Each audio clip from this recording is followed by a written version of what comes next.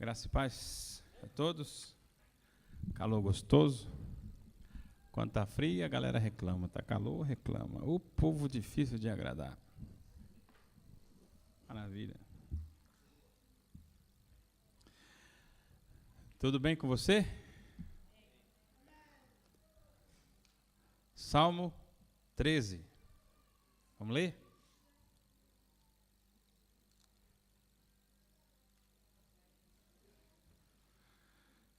Quando Deus parece estar distante,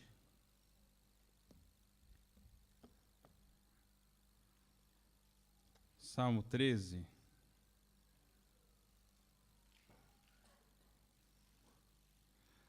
Até quando, Senhor, esquecer-te-ás de mim para sempre?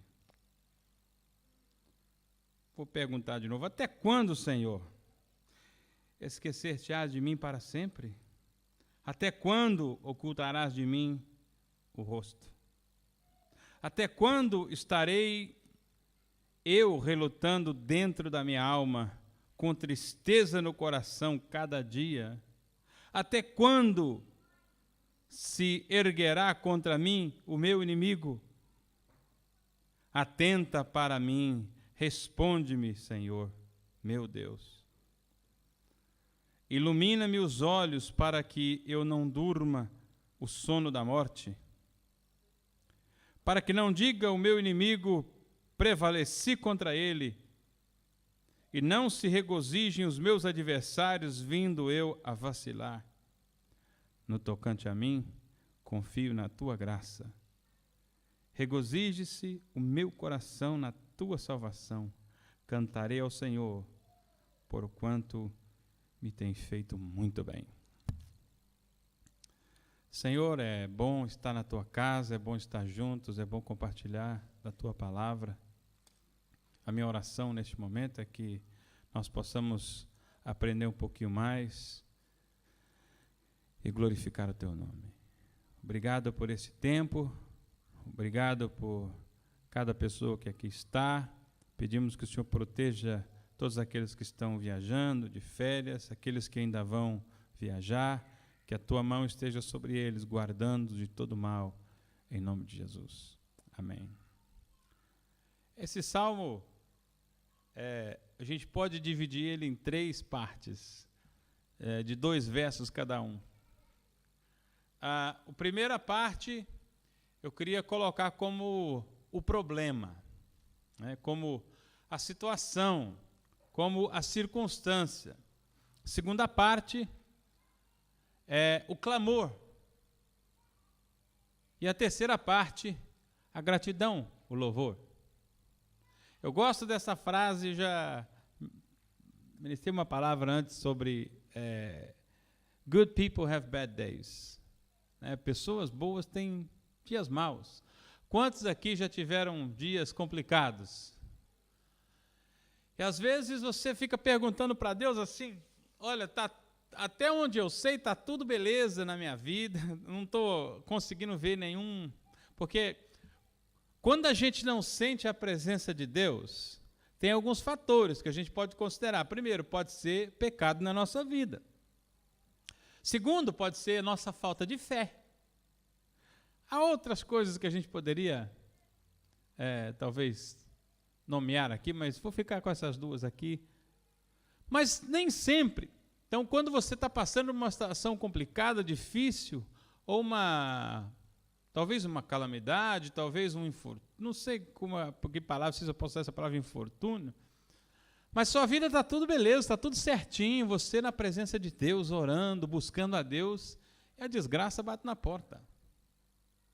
Nós temos aqui Davi, então, numa situação, eu não sei se é semelhante à sua, se você já passou por isso, ou se você está passando por essa fase na sua vida, em que parece que a presença de Deus está longe. Você ora e Deus não responde. Você ora, a oração não passa do teto, parece que bate e volta na sua cabeça. E você não consegue entender, Senhor, por que isso tudo está acontecendo. E aqueles que estão do meu lado estão seguindo para frente. Aqueles que não têm o Senhor estão prosperando. Como é que pode uma coisa dessa acontecer? E a gente então tem aqui Davi nesse quadro, e aparece, pelo menos aqui no meu entendimento, nessa época que Davi fez esse salmo, ele estava passando uma fase boa da sua vida. Aqui é um homem que Deus dá testemunho dele, dizendo, um homem segundo o meu coração. Mas aqui ele está sendo perseguido por Saul. Ele já tinha sido ungido rei sobre Israel, o profeta já tinha ungido ele, mesmo na sua mocidade, desde muito tempo. Mas o problema é que ele tinha que esperar. Sabe qual que é o problema de esperar? É esperar. Não é verdade? Você tem que esperar. Esse é o problema de esperar, é esperar. Então, o que você faz nesse tempo em que Deus parece que está longe de você? Eu tive pensando nesse negócio hoje de manhã. Hoje de manhã, eu falei com a minha mulher assim, olha, eu vou ministrar hoje, a semana toda eu pensei o que eu vou ministrar. Todo dia eu chegava no escritório, começava a ouvir uma música, li um texto da palavra, olhava lá no meu computador, falei assim, Senhor, o que eu vou falar essa semana? Nada, hoje de manhã ela falou comigo, o que você vai falar? Só não sei o que eu vou falar.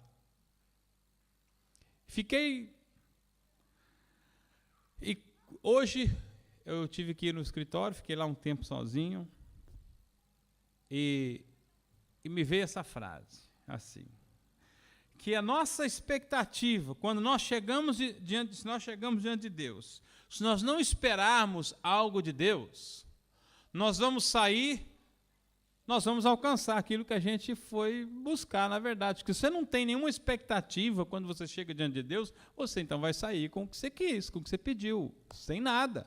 Você não tem expectativa de nada, você saiu sem nada. Porque eu sei que Deus é uma fonte inesgotável, tudo que a gente precisa, Ele tem. E a coisa que a gente precisa fazer é compreender que nem sempre Deus nunca está distante da gente. E as nossas circunstâncias não podem determinar a nossa alegria ou a nossa felicidade, porque a nossa alegria, a nossa felicidade não depende das circunstâncias, mas depende de uma pessoa chamada Jesus Cristo. E nós o temos. Amém? Temos ou não temos? Então, as minhas circunstâncias não podem determinar a minha alegria. Então, eu vou repetir para você, irmão, se você não esperar nada de Deus, quando você for buscá-lo em oração, você irá levar aquilo que você foi buscar. Nada. Portanto, quando você chegar diante de Deus, chegue com uma expectativa. Chegue com o coração disposto a ouvir dele. Eu tive momentos na minha vida que Deus parecia estar bem distante de mim, né? E geralmente, quando isso acontece, repito, a gente pensa, ou é um pecado na nossa vida, ou então é a nossa falta de confiança, e também de agradecer a Deus por aquilo que Ele é na nossa vida. Você também pode entender, quando eu disse que good people have bad days, eu posso te dar um exemplo muito simples. Aliás, posso te dar vários exemplos. Nós temos o exemplo de Jó. Jó, Deus fala do camarada que ele é um homem justo, um homem íntegro, né? E temente a Deus, e que se afasta do mal. O cara não procurava nenhuma zica, nada na vida dele, ele só queria estar na presença de Deus. Mas o lance aqui, Davi, quando chega nesse período da vida dele, ele está cansado. Gente, cansaço faz parte da nossa vida, do nosso ciclo, não é verdade? Você nasce, não é isso? Cresce, Alguém diz que o homem nasce, cresce, fica bobo, casa, depois morre. Né? Mas você nasce, você vai aprendendo as lições da vida, você vai aprendendo que as situações acontecem no nosso dia a dia e que determinadas coisas vêm contra a gente mesmo quando você não merece. Quantos aqui já foram injustiçados? Levanta a mão. A gente também tem essa noção aí, a gente sabe disso. Mas agora imagina, Davi chega nessa fase da vida dele, em que ele já está cansado. Você está cansado? Então você está igualzinho. Eu tenho uma boa notícia para você, você não está sozinho. Davi estava no mesmo barco, hoje você está no mesmo barco, com outras pessoas que também estão cansadas, outras pessoas que também estão falando com Deus, estão lendo o Salmo 13, no verso 1, e perguntando para Deus, até quando, Senhor? Mas sabe o que eu imagino? Imagino que Davi fez assim, ei Deus, até quando? Lógico, com todo respeito, mas ele bradou lá o cara vivia nas cavernas lá, né, se escondendo de Saul, mas até quando isso vai estar acontecendo comigo? Não é possível, eu não vou ter um pouquinho de sossego na minha vida, esse camarada, esse carcarado, esse Saul na minha cola todo dia. Não posso ir ali jogar futebol com meus amigos, que o cara está lá no meu encalço. Não posso viver tranquilo. Até quando, Senhor? E ele fala aqui, ó. Até quando, Senhor? O Senhor vai esquecer de mim para sempre? Será que o Senhor não vai se lembrar que eu estou aqui? Ele, na sua indignação, no seu cansaço, no seu esgotamento. Gente, você pode falar com Deus. Pô, Senhor, até quando? Não é possível, não estou dando conta mais. Até quando? Isso vai acontecer comigo. Mas uma coisa interessante, que Davi não estava preocupado com ele, mas no finalzinho, ali no decorrer do texto, a gente percebe, Senhor, se eu morrer, olha, eu morri, acabou. Mas os meus inimigos vão se alegrar. Aqui é o nome do Senhor, não é o meu. Foi o Senhor que me ungiu rei. Foi o Senhor que me escolheu, não fui eu. Olha, Deus é responsável. Ele cumpre toda a promessa que faz. Se a palavra dele te dá essa base, você tem uma promessa de Deus na sua vida, para a sua vida como cristão, não é esse negócio de profetada não, viu gente? Estou falando de promessa aqui como cristão que você pode encontrar. Você quer achar uma promessa de Deus para a sua vida? Lê a Bíblia que você vai ver muitas delas. Então, se ela está aqui, é para você, é para a gente. Agora Davi, lá, cansadão, chega para Deus e fala, quanto tempo mais que eu vou ter que esperar para ver esse negócio acontecer? Você sabe que os desígnios de Deus, os planos de Deus, nem sequer passa pela nossa mente, pelo nosso entendimento, pela nossa compreensão, o que de fato Ele quer no final de tudo. Vou te dar um outro exemplozinho, um camarada chamado José, um moço bom, sangue bom, gente boa pra caramba, um menino de Deus, tinha sonhos de Deus, mas tinha uns irmãos que eram uma peste, que eram umas pestes, cheio de inveja, alimentando o ódio e o rancor no coração. Certo dia resolve se livrar do camarada, porque o pai dele gostava muito dele, venderam ele como escravo. Agora você começa a compreender, Deus tinha um plano que José fosse o cara no Egito, fosse o camarada. Quantos anos você acha que isso levou? Tinha 12 anos quando ele foi embora. Quantos anos o camarada sofreu? A gente pergunta para Deus, até quando, Senhor? Sabe por quê? Porque nós damos muito valor ao sofrimento. Quando dói, quando machuca o nosso ego, quando impede de alcançar os nossos objetivos, os nossos planos pessoais, a nossa satisfação pessoal, nós achamos que estamos sofrendo demasiado. mas esquecemos do quadro geral que Deus é o que pintou toda esta paisagem com você nela. Você não está vendo o background do quadro que Deus pintou. É muito mais além do que a nossa visão medíocre e limitada dos nossos próprios sentimentos, do nosso próprio conforto, no nosso mundinho. Mas a gente acha que a gente está sofrendo muito.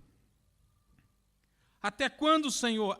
Davi não está preocupado, não está falando com Deus apenas porque ele está cansado, porque ele também está visando a glória de Deus. A gente pode entender isso aqui no texto.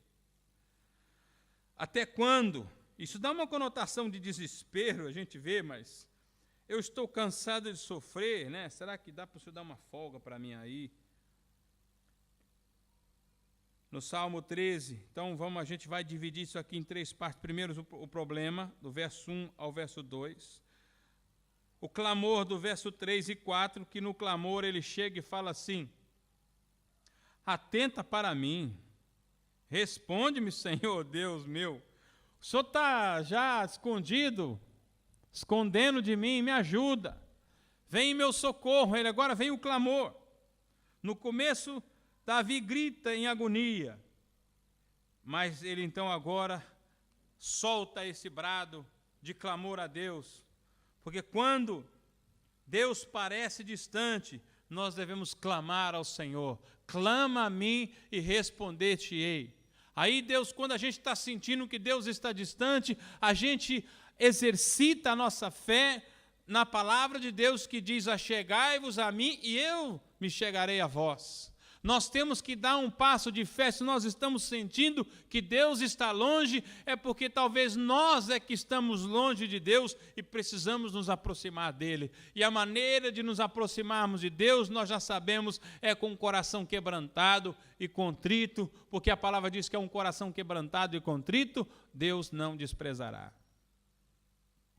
No momento em que parece que Deus virou as costas, nós devemos deliberadamente confiar no fato de que Ele nos ama com amor infalível e Ele não nos abandonará. Há um texto nas Escrituras que diz: pode uma mãe esquecer-se do filho que amamenta? Pode? Isso não é possível, gente. Pode uma mãe esquecer-se do filho que amamenta? Aí Deus diz: ainda que isso fosse possível, ainda que, ele usa essa comparação, eu todavia não me esquecerei de ti, diz o Senhor. Ainda que isso aconteça, eu não me esquecerei de ti. Na primeira parte a gente nota aí o problema: Deus parece distante, distância de Deus na eminência de um ataque inimigo. Olha, o Senhor está distante, o inimigo pode chegar a qualquer hora, eles estão aqui no meu encalço, Senhor. Então, o difícil sobre a espera. Vou repetir: o difícil sobre a espera é que você tem que esperar. A coisa mais difícil é esperar. Eu já falei, tem uma menininha lá na minha casa que quando eu falo uma coisa para ela, ela não me dá sossego enquanto eu não faço. Ela não tem paciência para esperar. Não tem paciência para esperar. E eu falo: filha, espera, minha filha, espera, vai chegar. Eu falei, eu vou fazer. Eu vou falar só a primeira letra do nome dela. Vou falar não.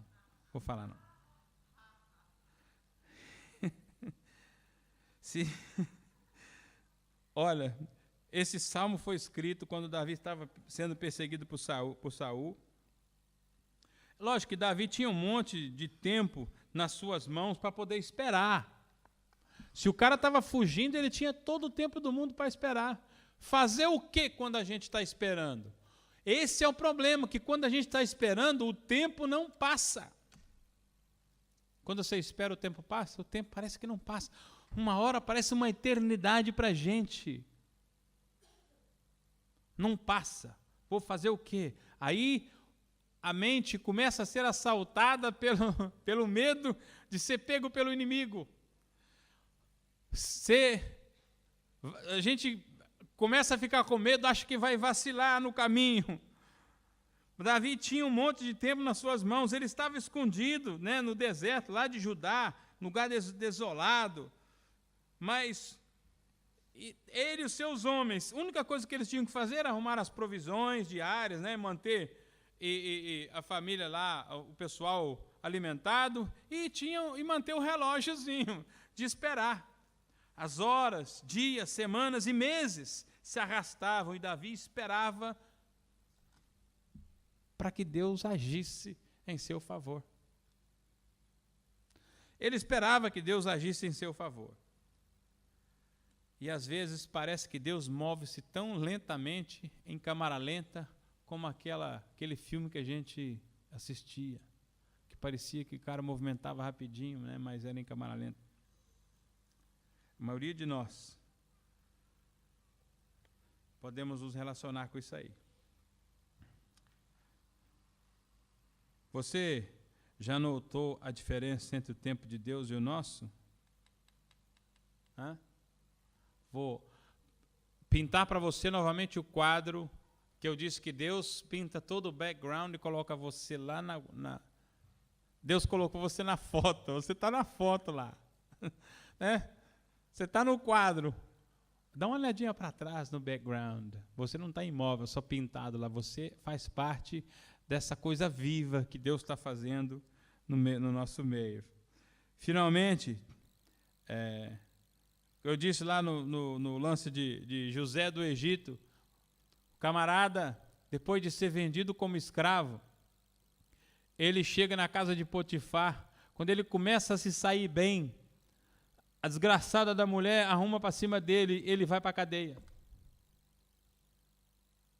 Lá na cadeia, ele então interpreta o sonho de dois camaradas. Fala assim, olha, agora vai chegar a minha vez, que o cara foi solto logo em seguida.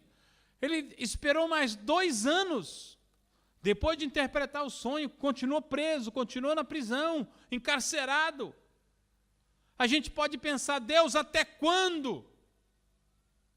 Até quando? Mas ele esperou o momento certo, porque ele sabia que o plano de Deus era muito mais sublime do que o sofrimento que ele estava passando naquele momento. Gente, o nosso sofrimento, a nossa dor emocional, a nossa montanha-russa emocional não pode, de forma nenhuma, afetar ou impedir que o plano de Deus seja cumprido e realizado. Porque Deus não é levado pelas nossos turbilhões de emoções. Ele é e está firmado no seu caráter, na sua palavra. Porque Ele é.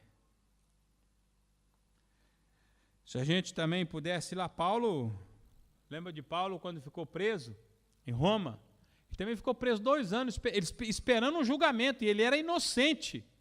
Imagine você estar preso por ser inocente. Por isso que eu disse que good people have bad days, exatamente porque as desgraças que vêm e os infortúnios, as calamidades acontecem. Imagina agora um avião, o cara viajando da Holanda para a Austrália, vai parar lá fazer uma ponte aérea, e no meio do caminho, acho que todo mundo rindo, feliz, satisfeito lá, alguns dormindo, outros tomando um lanchezinho lá, numa boa, daí a pouco, bum, se explode todo mundo, porque alguém resolveu lançar um míssil.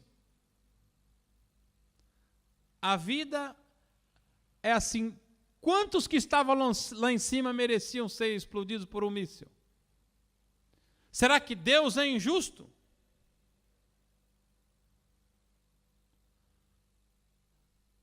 Nós sabemos que o ser humano vai colher as consequências dos seus próprios atos. E isso também para nós, como cristãos, se não testemunharmos de Cristo e vivemos uma vida piedosa. Paulo esperava lá 2 anos. Quando Deus parece distante, Ele sempre afeta as nossas emoções, né? Fica nessa montanha-russa aí, emocional. Davi parecia estar ganhando aqui agora no verso 2. Vamos ler, perdão, no verso 3. Ele começa a dizer assim: Senhor, atenta para mim, responde-me, Senhor, Deus meu. Ilumina-me os olhos, para que eu não durma o sono da morte, para que não diga ao meu inimigo, prevaleci contra ele, e não se regozije os meus adversários, vindo eu a vacilar. Agora, ele debatendo, clamando a Deus. Aqui, no momento em que Davi vai das alturas de esperança para as profundezas do desespero, tantas vezes que às vezes o seu estômago não aguentava, nesse roller coaster emocional aí, ele começa agora a se mover, o Espírito de Deus começa então a levá-lo à direção correta, ele começa então a mudar o seu foco, ao invés de estar focado no seu próprio sentimento de cansaço, de desespero, ao invés de dizer para Deus, até quando, Senhor, então ele volta para Deus, começa a clamar a Deus. Há duas lições que a gente tem que aprender aqui, que Deus não se esqueceu de você. Aquilo que eu disse de Isaías, que Deus não nos desampara. A segunda é que quando nós clamamos a Deus, Ele não nos deixa sem resposta. E para clamar a Deus, nós precisamos ser ousados, porque às vezes nós não queremos clamar a Deus porque achamos que estamos errados. Nós não queremos clamar a Deus porque achamos que não merecemos clamar a Deus por causa do nosso erro, do nosso pecado. O orgulho nos afasta de Deus e a vergonha nos mantém longe dele. Pode ser esquisito, mas essas duas coisas, tanto o orgulho quanto a vergonha, são irmãs gêmeas. Nós temos que, por isso que precisamos nos humilhar diante do Senhor.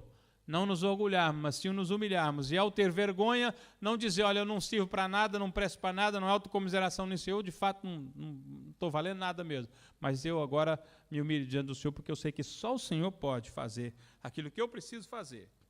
Que a palavra, o fato aqui, na verdade, as nossas orações devem visar a glória de Deus, não apenas a nossa felicidade. Uma outra coisa interessante, nós temos que buscar a Deus, especialmente quando Ele parece distante. O teste da sua fé não é quando a presença de Deus é real. Quando você vê Deus em ação em sua vida, o verdadeiro teste da nossa fé é quando Deus parece distante e nós nos ajoelhamos, nos prostramos diante dEle e buscamos de coração. Esse é o que nós devemos fazer, testar a nossa fé. A nossa teologia tem que funcionar, tem que ser testada com a gente. Amados, agora ele então começa a louvar a Deus.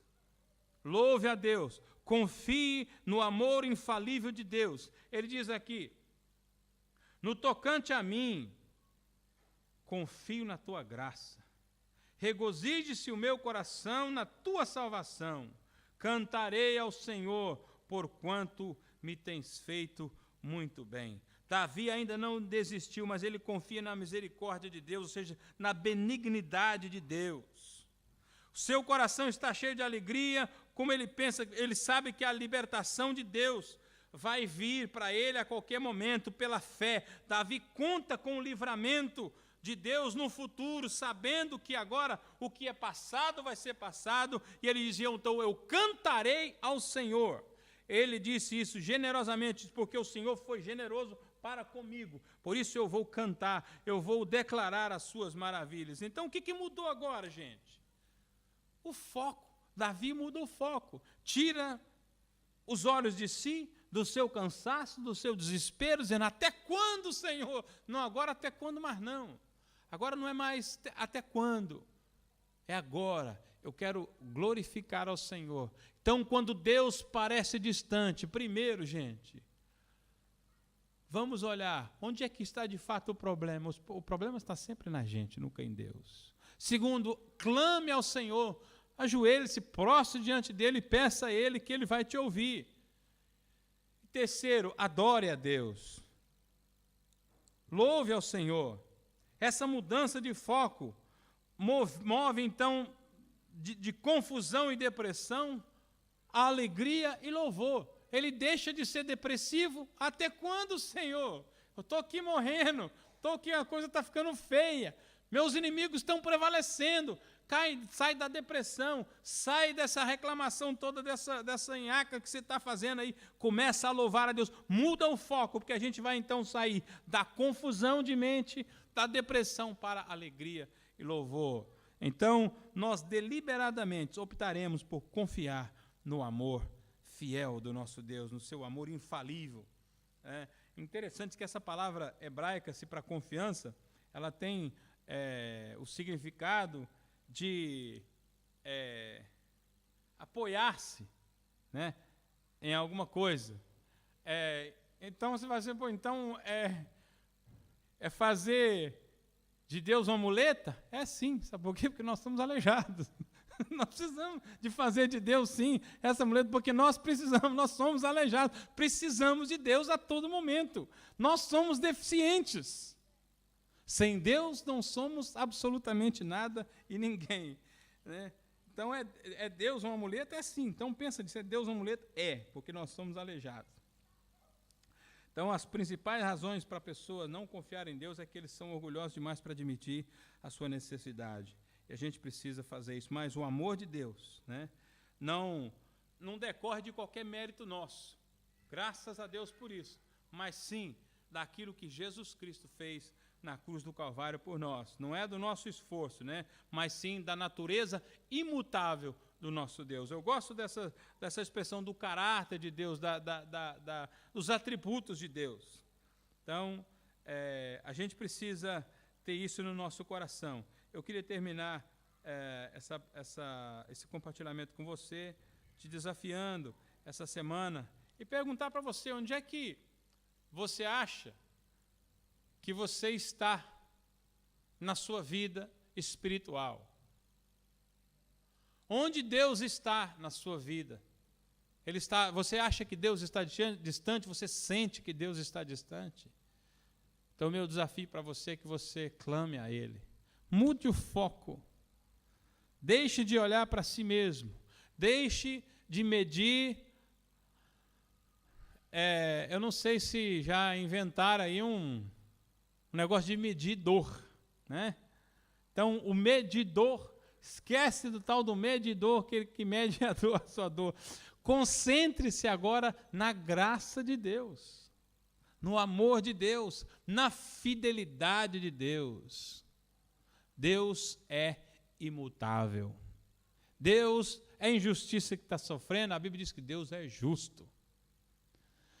Deus é compassivo. Você precisa de misericórdia, Ele é misericordioso.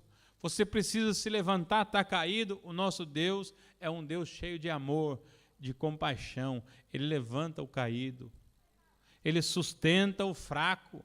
Se os seus artérios, os seus joelhos estão bambos, Ele firma. Use Deus de muleta. Se você está sentindo que é aleijado, use, porque Deus é assim. Gente, a pessoa fala assim, fulano era isso, aquilo, agora virou crente. Claro, que sem Deus nós somos tudo isso e mais alguma coisa. Alguns acham que são bons. Eu não faço mal para ninguém, eu não faço isso, não faço aquilo, mas é pecador igual e precisa de Deus da mesma maneira. Precisa da graça de Deus da mesma maneira. Precisa confessar a Jesus Cristo como Senhor e Salvador da sua vida. Porque a Bíblia diz, se não confessar a Cristo, quando você estiver vivo, depois que você passar desta vida para outra, não tem mais chance. Mas a Bíblia diz, se confessares a Jesus como Senhor, e no seu coração crer que Deus o ressuscitou dentre os mortos, será salvo. Ou seja, foi salvo. A salvação é simples, mas você precisa primeiro reconhecer que é pecador, que você precisa de Deus como seu Salvador, de Jesus Cristo, e como Senhor da sua vida.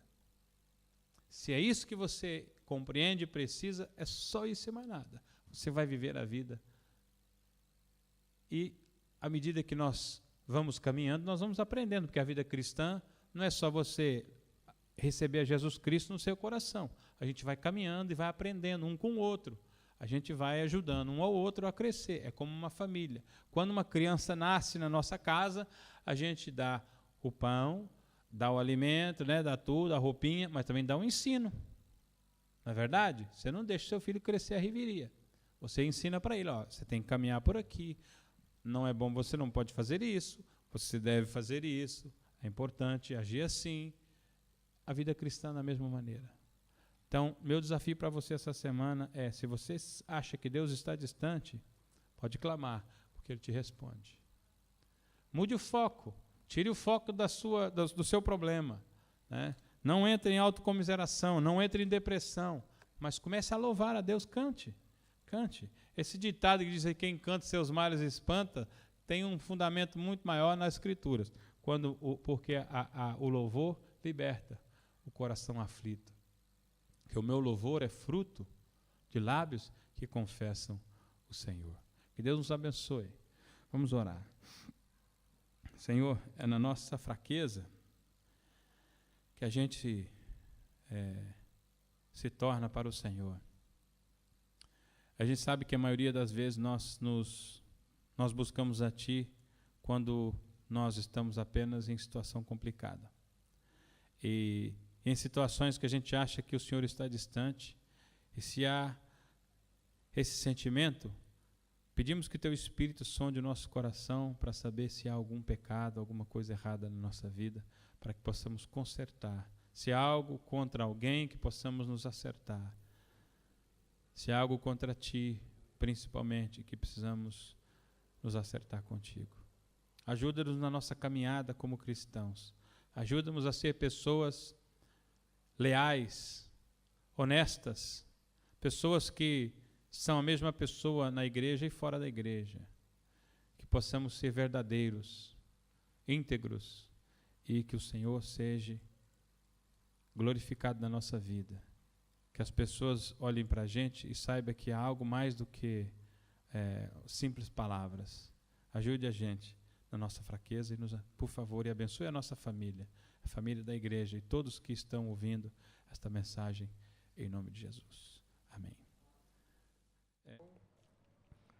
Muito obrigado por assistir a mensagem. Clique agora em inscreva-se para se cadastrar no canal e ser avisado de todas as novidades. Se você quiser ajudar na divulgação, clique em gostei e adicione o vídeo nos favoritos. Não se esqueça também de conferir as mensagens anteriores. Obrigado e até a próxima.